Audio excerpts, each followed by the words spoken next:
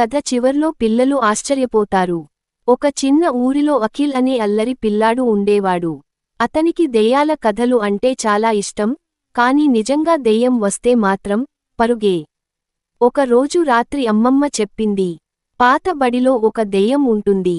అది పిల్లల నవ్వు వింటే బయటకి వస్తుంది. అఖిల్కు భయం కంటే ఆసక్తే ఎక్కువైంది.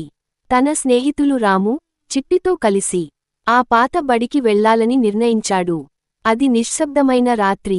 చెట్లు గాలికి ఊగుతున్నాయి. పాత బడి తలుపు చీక్ అని తెరుచుకుంది. అంతలో హా హా హా అనే నవ్వు వినిపించింది. చిట్టి భయంతో అఖిల్ చేతిని గట్టిగా పట్టుకుంది. అప్పుడు ఒక తెల్లటి నీడ బయటకి వచ్చింది. దాని కళ్ళు మెరిశాయి, కాని ముఖంలో కోపం లేదు.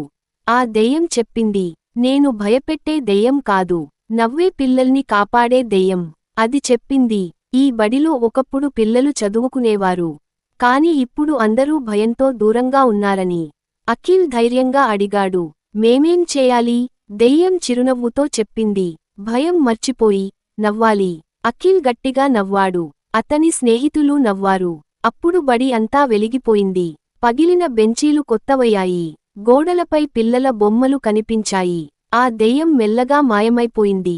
మరుసటి రోజు నుంచి ఆ పాత బడి మళ్లీ పిల్లల ఆటల స్థలంగా మారింది. అఖిల్ మాత్రం చెప్పేవాడు, ధైర్యంగా నవ్వితే దెయ్యాలు స్నేహితులే.